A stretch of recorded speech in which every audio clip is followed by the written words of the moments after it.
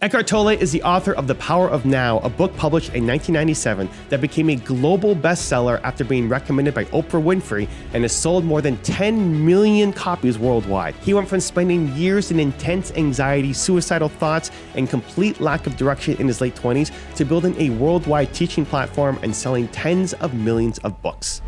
Need motivation? Watch your top 10 with Believe Nation. If you've been here before, drop a hashtag Believe in the comments below so I can feature you here in a future video. And if you're new, welcome to Believe Nation, the only channel that helps you believe in yourself daily, one video at a time. Okay, let's kick it off with rule number 1.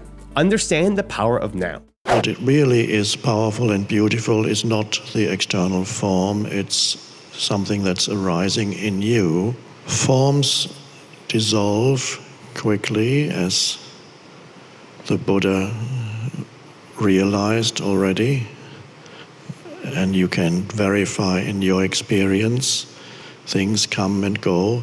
This retreat, there's a form, the external form of the retreat, the place, this room, the people coming together. It's beautiful. But what it really is powerful and beautiful is not the external form, it's something that's arising in you. That's the essence of this, and that is timeless. So nothing really important is coming to an end. That which really matters is there in you. And so the scenery changes as the body moves away today, tomorrow, next week. There's always something that remains unchanging, and that's consciousness itself. We could call it the present moment. It's always the now that doesn't change. You can be sure that your life, your life is always now. And the now, in essence, is who you are, because it's the space for everything. Everything unfolds in the now, and it's inseparable from who you are. So ultimately, in the depths of it, what we call the now is the space of consciousness, the formless, the unborn. And that's why we can talk about the power of now. And as you may have heard me say before, once or twice, the now is not what happens. That's the surface of the now, but it's not the now. People confuse, usually in ordinary existence, people confuse the now with what happens in the now, and therefore they say, every day consists of many, many moments, many present moments. That's how it looks when you think the now is what happens. But if you look more closely, which in other words means in your immediate experience, you will see that your life does not consist of many moments. It's only when you go into thinking and then you remember, there were past moments. I had breakfast this morning, and so on. But that's your immediate experience is always only of this moment. Your life is always only this moment. So that one can't really argue with, because it's so obviously true. So although we think life consists of many moments, that's because we confuse the now with what happens in the now. That, of course, changes continuously. That's what the Buddha refers to as the fact of impermanence, and that's what the pre-Socratic philosopher Heraclitus, who lived about the same time as the Buddha, 500 or so years BC, he had this famous saying, I believe in Greek it's panta rei, which means everything flows. And he said, you cannot step into the same river twice, because everything is different water. So everything is continuous flux. He saw that as the essence of all life, which is true on the surface of things.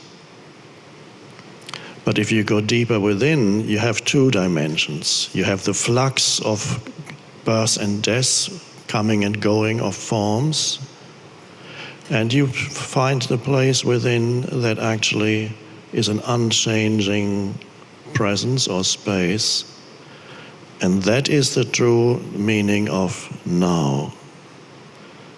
And that's the only place where anything can happen.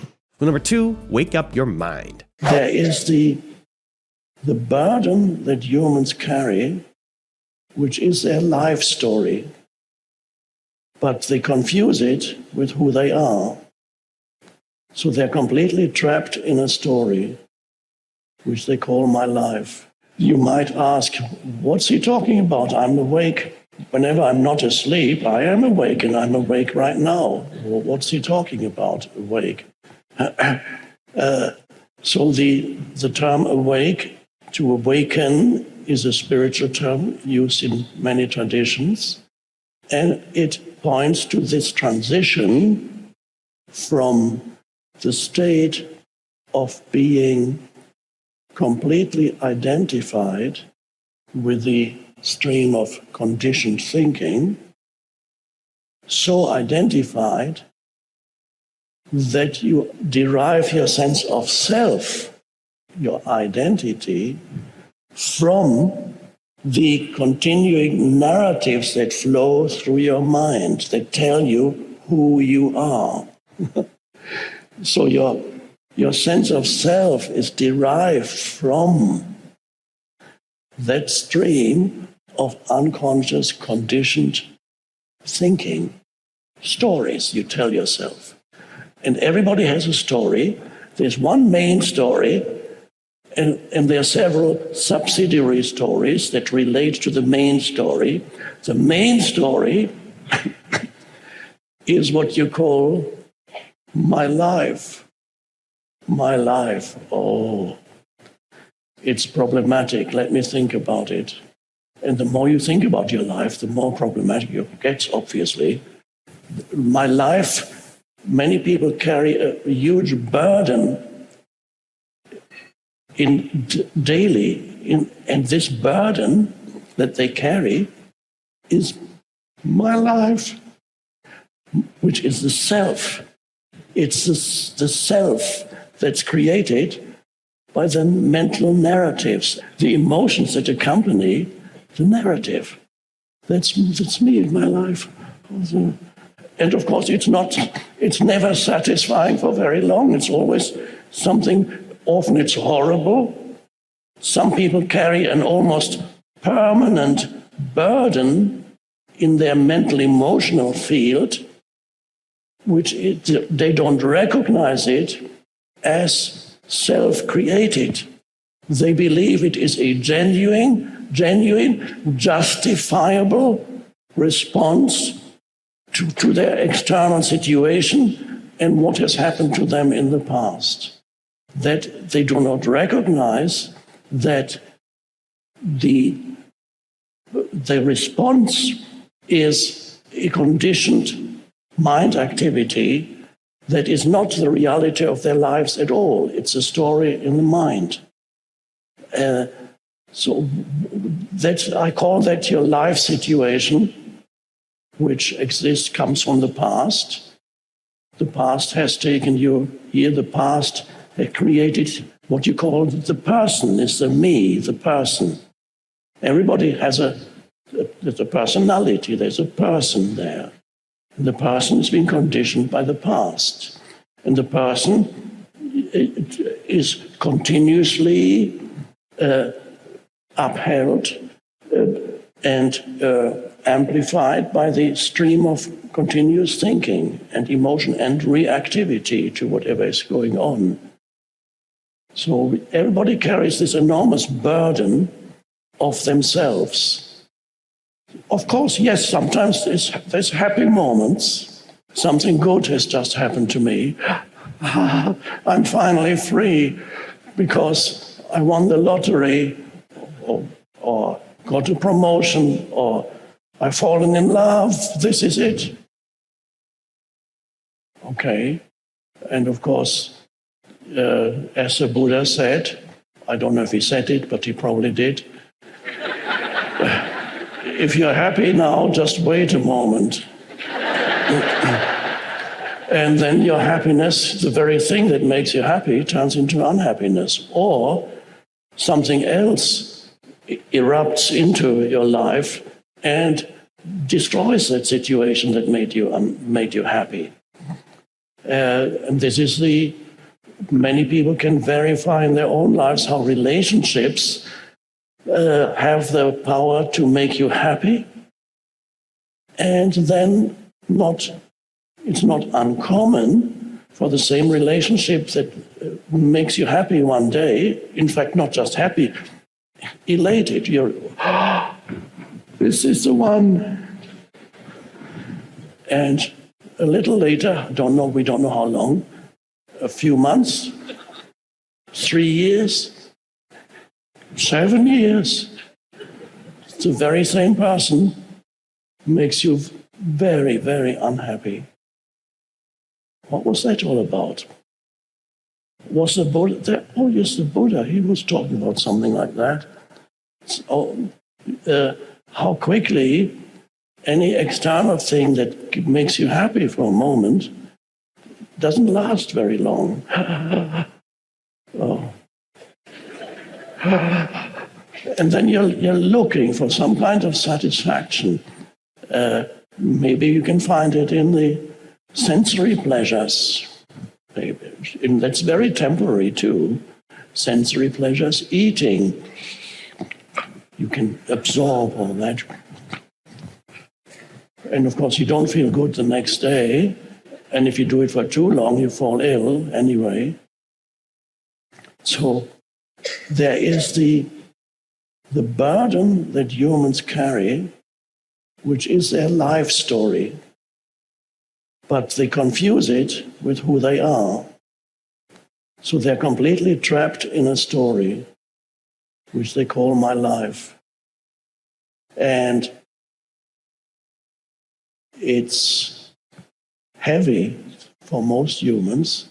It's heavy. You think others do not experience the heaviness of themselves because they post happy pictures on Facebook? And then you feel, I'm the only one who is miserable because they're all happy.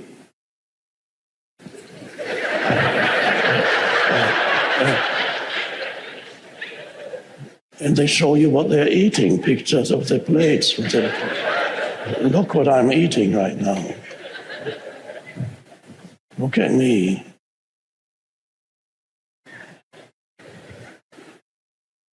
Identification with body image, identification with body, which is of the many identifications that make up the personality, the person, the self. I would say it probably starts with the body. The body, obviously, you consider to be this, my body, me, and you identify with the body, but of course, ultimately, it's not the body, it's a mental image of body. Everything is a mental image. You don't even know where there's anything out there at all. It could just be a creation of your mind. Well, number 3 is change your narrative. Most humans in this world are lost in the doing dimension. It's another way of putting it. Unaware of the being that is always there, but they overlook it, one could say. They look, it's here, and they look, where is it? They look there, but it's here. All this is beautifully expressed in the parable in the New Testament of Mary and Martha. Mary and Martha in the New Testament, it's a little story. There are two sisters. They invite Jesus to their home. Martha is working in the kitchen, cooking their lunch, and Mary is sitting at the feet of Jesus, and Jesus is presumably talking or emanating being. She's sitting at the feet of Jesus going, and Martha says, "Jesus, please tell my sister to help me in the kitchen. I've got to get lunch ready. This is not true. Why am I doing all the work myself? Please tell her to help me in the kitchen." And Jesus strangely says, "Martha, Martha, you are concerned about many things, but Mary, there's only one thing," I'm paraphrasing again, "there's only one thing that ultimately matters, and Mary has chosen this one thing." So if you approach this story from a conventional perspective, you would say, this doesn't make sense, because if everybody does that, nobody's ever going to cook the lunch. Or if he says, she has chosen the only one thing that is of absolute necessity, and she has chosen that one thing, well, then if everybody does that, then who is going to do anything? Nobody's going to prepare any meal anymore. Okay, but the deeper answer, of course, is not like that. The deeper answer of this story is that Mary and Martha are or need to be or need to become a single person.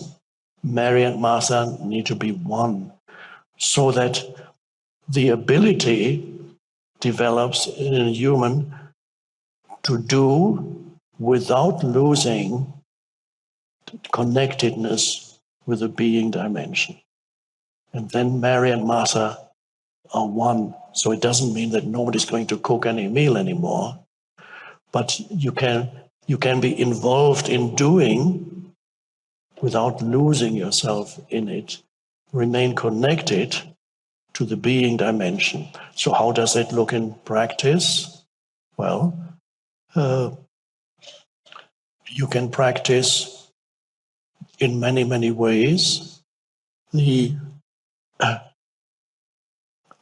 Let's say in this realm of doing, you become irritated because doing has always an aim. It's in the future, obviously. You're doing something in order to achieve this or that.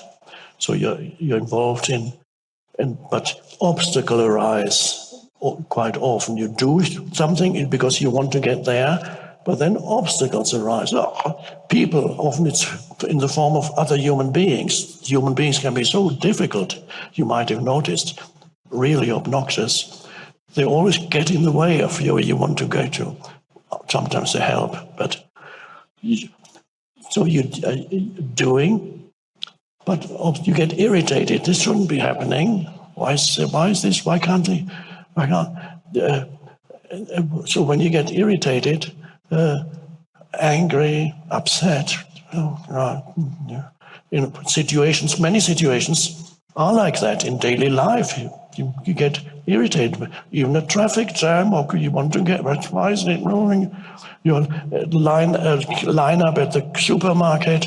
Why aren't they moving? Can't they be more efficient? I can't stand this anymore. And quick, again, here, look at surrender to the present moment. What does that mean? It means you ask yourself when you get irritated or whatever, any form of unhappiness, how would I experience this moment if I did not add any thought to it? So instead of complaining about what's happening, complaining is fine when complaining helps you to change a situation. I'm not talking about that. If you're in a restaurant, you get served soup and the soup is cold. You tell the waiter, this, unless it's gazpacho, then I love that, that's fine. Then you don't say this should be hot. No.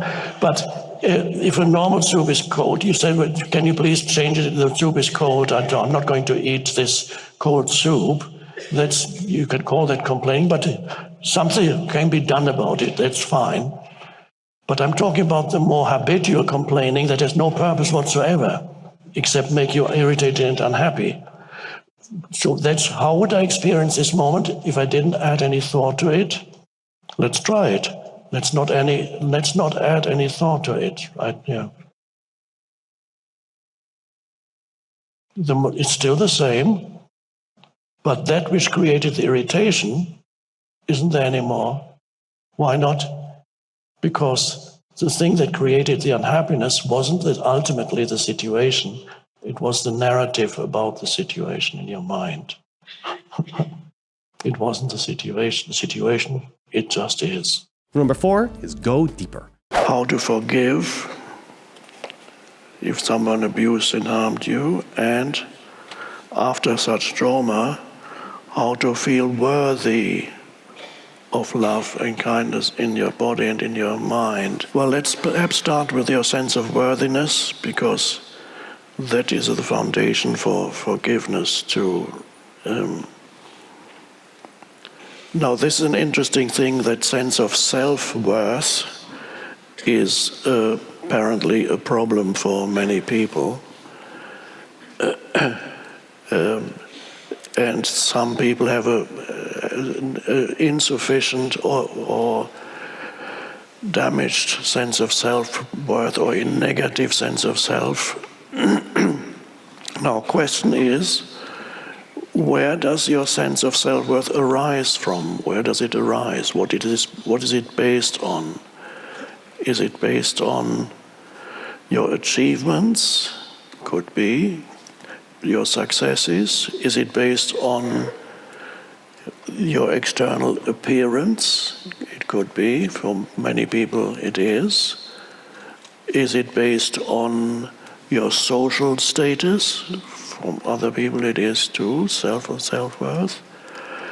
Is this based on your possessions, how much you have? Could be. So those factors somehow, or a combination of them, make up a person's sense of self-worth. What I have achieved, how I look, and what I know could be also how knowledgeable am I. What you can identify with that. I might be ugly and poor, but I know more than you, so that I'm okay. So your possessions, your social status, your knowledge, for physical appearance, etc. So those are factors that make up your sense of self-worth. And for some people, they are not happy with, either they feel they haven't achieved anything. Until fairly late in my life, I hadn't achieved anything, at least not in the eyes of my mother, up to the age of, let's say, 48 or 49, I hadn't achieved anything. Well, I had achieved something at university. I had a brief period of success, and then, according to the viewpoint of my mother, God bless her, I threw it all away. I could have had such a great academic career. I threw it all away. And then I became nobody up to the age of 49 or something like that. But what about my sense of self-worth? I did not share my mother's view of that my life had deteriorated. I didn't feel that. I didn't own much or anything. My external appearance was not particularly great, so there wasn't much I could do there. My ego couldn't derive much sense of self-worth from that. My social status was not great, and I don't have a long history, family tree going back several centuries. In fact, my family tree ends with my grandparents, who knows who was there before. and they didn't have any great achievements or possessions, so okay, can't derive my self-worth from that. What I had left was up to the awakening. I had I worked hard at becoming an intellectual, so I was focused on knowledge. That worked for a while, but then I became unhappy with that too. But after the awakening, none of those factors had much to do with my sense of self-worth, because it came from a deeper level. I could sense the being of myself. And that was the greatest and only real self-worth that there is. So, this kind of self-worth is not comparative. All other self-worth are comparative. You feel good in this area because others are not as good. So these are all egoic senses of self-worth. They are all comparative. I look better than these people. I know more than these. I possess more. I have higher social status, whatever it may be. All comparative. They require you to consider other people inferior in order to have a better sense of self-worth. I'm really proud of myself because I'm so much better than these people. Okay, that's not the real thing, and it doesn't last. The satisfaction doesn't last because the unease will creep back in. Because in many other areas you will be inferior. You might be superior in one, but then you're inferior in another, etc.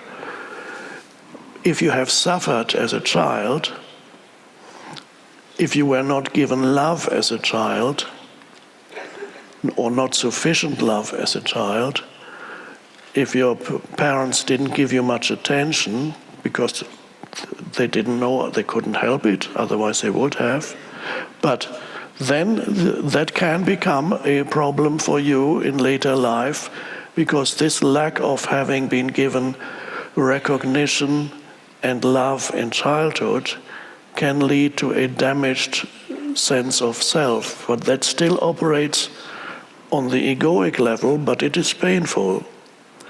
So therefore, for this person, it is important to go deeper and not derive their sense of identity from memories of the past or even certain emotions that still live in you from the past, painful emotions. You recognize them, and then you look back, memories. And so if you go deeper, you become still, and what arises again, what we've been pointing to throughout here, is the being of you. The being of you is like a jewel. It's not surprisingly that in Tibetan Buddhism they have the image of the jewel. Om Mani Padme Hum, Om Mani Padme Hum. Hail to the jewel in the lotus. That is, you have the self-worth is this incredible preciousness that lives within you that is inseparable from who or what you are, but it is not comparative. It's not precious because somebody else is less precious. And so that's the only true self-worth. So in order to transcend the negative self-worth that is perhaps due to your upbringing and so on, or sufferings in childhood, in order to transcend that, yes, you could, to compensate for that, you could on the egoic level work hard and show them that you are better than them and you are the greatest. I will show the world but that is a way in which the ego could struggle to compensate for a deficient sense of self-worth. But it's not the real thing. That's not ultimately that satisfying. Dissatisfaction will remain. So I would suggest a better course of action. The only true course of action is to go deeper, which is not really action anymore, and find that dimension within yourself. And that does not compensate for a deficient sense of self-worth. It goes to the true source of self-worth, the only true source. And then you sense the being of you. Also, if you want to take real action after this video, I made a free worksheet just for you. It covers the top lessons from today, gives you space to write your biggest takeaways, and helps you build a simple action plan. It's 100% free. Just click the link in the description to go grab it. I'll see you there. Rule number 5 is welcome challenges. If you recognize that life is difficult, that it's in the nature of life to be difficult, then it's not difficult anymore. And so what does he mean? If you are only here as the person, it doesn't make much sense. So even if your mind tells you, I can't quite work out what it is he's talking about, of course you can't. It's not the mind that can understand it. You can only understand the essence of it by touching that in you that resonates with it. So if it feels good to sit here and listen, that means it's working. Because that means that in you that responds to it and is of the same is emerging, and that's all. It does not depend on an increased intellectual understanding of spirituality. That may come as a byproduct occasionally here and there, but that is not what gets you there.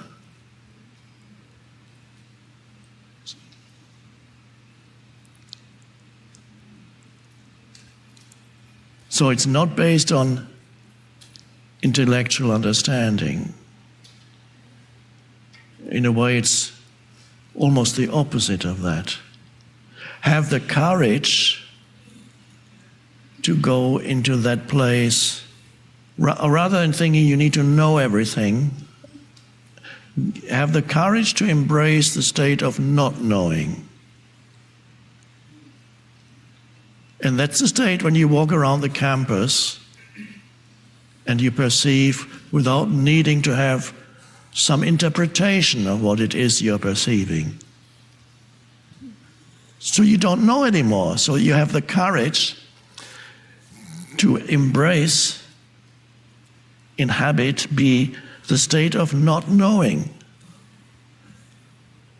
In the same way, when I start giving a talk, I don't know what I'm going to talk about because I'm not giving the talk. I don't need to know. It would be a terrible burden if I had to know what I'm going to talk about.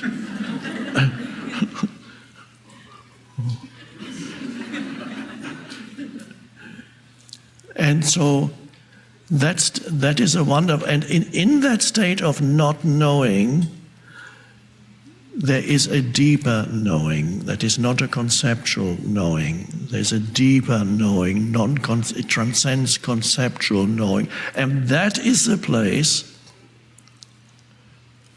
where wisdom, we have this beautiful word, wisdom, that is the place where wisdom arises. That is the place of wisdom, which is far deeper than intelligence. Many people are intelligent without a shred of wisdom. And it's a very dangerous condition. If humans develop and overdevelop the analytical mind and the ability of the analytical mind to do things without any wisdom, well, it's happening already, it has happened. They create havoc. And so those who are not in touch with that, just cultivating the mind is not only dangerous for the world, it's also dangerous for the individual, because ultimately it leads you to madness. So this is a great adventure, the adventure of consciousness, awakening to itself. And what could be more enjoyable than feeling that you are part of that? You are consciousness awakening through this particular short-lived form.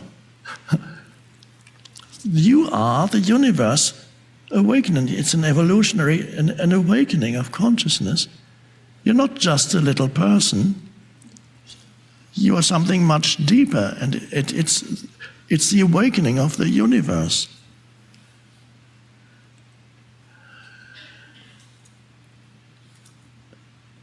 And as a byproduct of that, your so-called life becomes actually a more pleasant experience.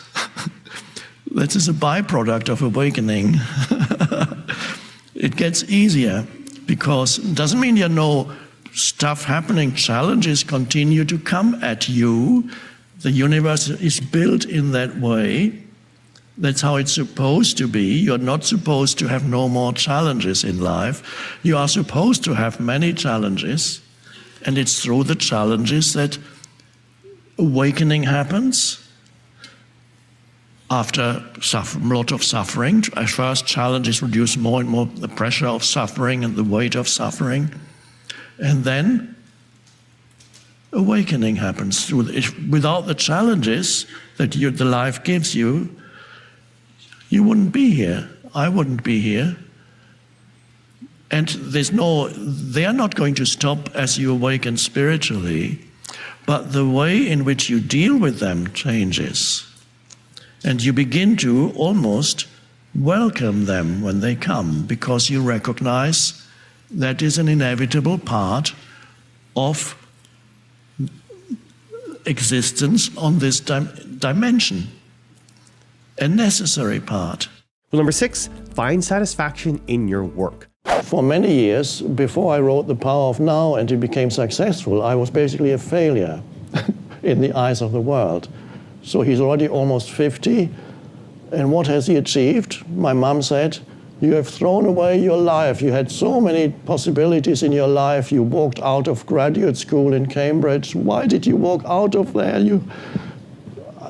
My mom and many other people said, this person has failed in life. He has no job, he has no insurance policies, nothing, no pension plan, just almost nothing in the bank. Failure. And then a few years later, people bought The Power of Now and became a bestseller. Oh, a big success. Okay, if I had derived my identity at that time from what the world was telling me, or my mind would have told me, if I had been listening to my mind, I would have been very unhappy. And I didn't, though. I was fine, because my identity wasn't derived from that anymore. And fortunately, even when in the eyes of the world I suddenly became a success, I don't want to derive my identity from that. It's a cheap substitute for who I really am. So I don't derive, but the satisfaction that comes is the satisfaction that the work that's happening, the teaching that's happening is transforming people's lives. That's very satisfying. I don't get any personal satisfaction though, because I don't feel it as this separate me produced it. Rule number 7, direct your attention. It's not that difficult really to step out of the stream of thinking. One way, of course, is meditation. The traditional approach is you have certain periods of time, once or twice a day, when you sit down, close your eyes, and instead of involuntarily being drawn into the continuous stream of thinking, usually with meditation, you have a technique or method. You focus your attention on one thing, which could be a mantra that you repeat. It could be your breathing. It's a very ancient meditation. It could be the inner feeling in your body, the sense of aliveness that pervades your body. In other words, you take attention away from thinking. And that's already a great realization that you are able, actually have a choice of directing attention. You don't have to go with your attention all the time where the habitual thought patterns want you to go. The habitual thought patterns want your attention every time. Every thought says, I matter, give me your attention, follow me. They go this way. And another negative thought, and another one, and another one. Rule number 8, learn to focus. Have the main focus of your attention in your daily life in the present moment. The rest of your attention, so that's the main focus. Here's this. The rest of your attention is where you want to go to. Whatever task you're engaged in has a certain purpose. The purpose is you want to finish the task, then it has achieved its purpose, and that's here. And that's in your the peripheral vision of your consciousness. That's where you want to get to. And this is what you're doing in order to get there. And your main attention is not where you want to get, and in the meantime you're just doing it in order to get there. You can see how that already creates an inner stress. I'm here, but I want to be there. That's the normal way of living, is the main part of people's attention is there, but in the meantime they are here, where they don't really want to be. Rather be there, as shown in famous stickers, bumper stickers on cars, which say something like, I'd rather be fishing.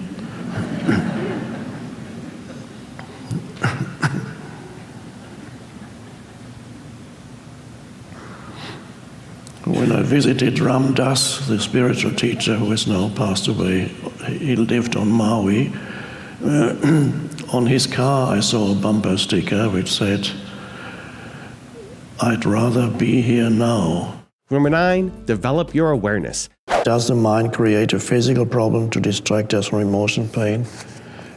It is often the case that emotional pain that is not recognized, when there's not enough awareness, the emotional pain exists beneath your level of awareness, and it can come out as certain kinds of reactivity in daily life.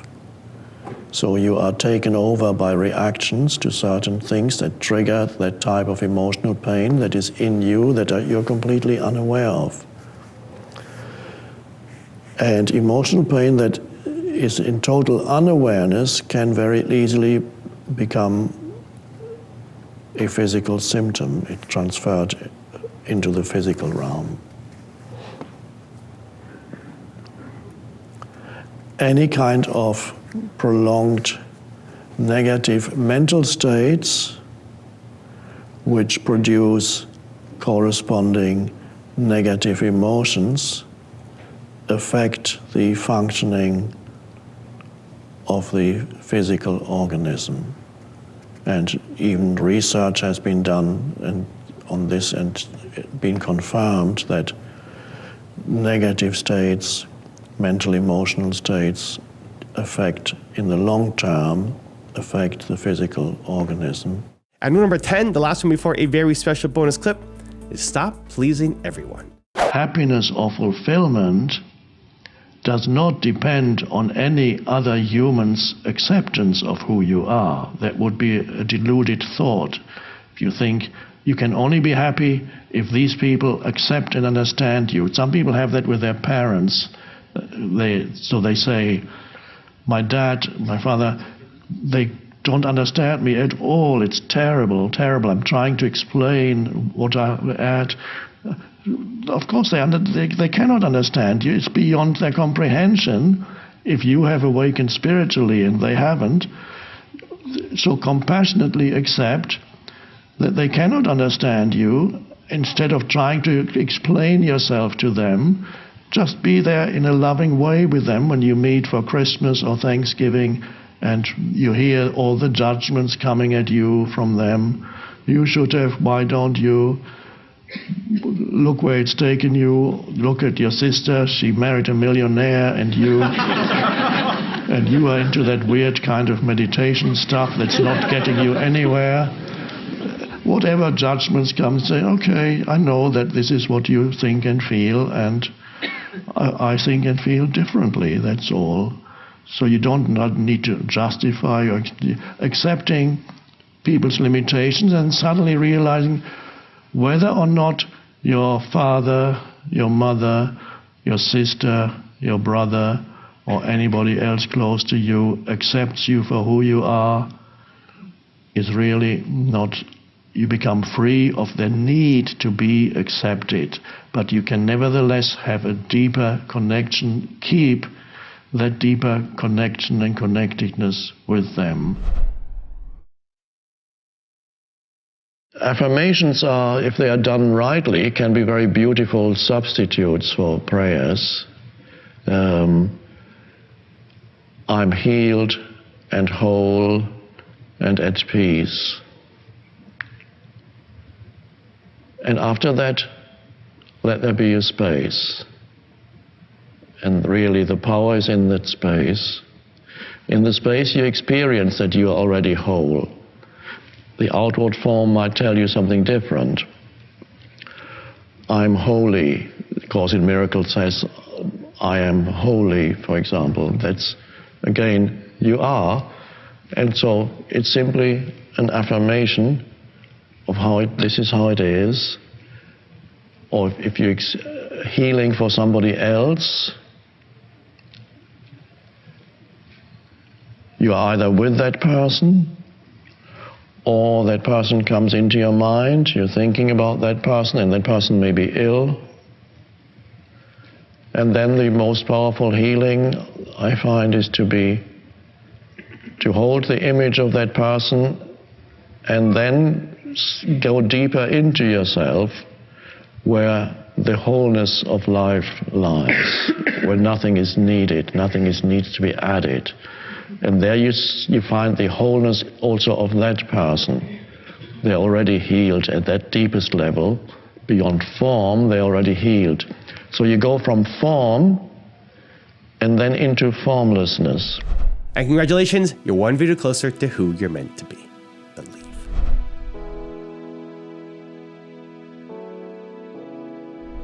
For 10 more amazing rules from Bob Proctor, check the video right there next to me. I think you'll love it. Continue to believe, and I'll see you there. Now all you must do is figure out how you can do it, not whether you can or not. When are you going to do it? When are you going to do it? You've got to create a sense of urgency. I'm going to do it right now.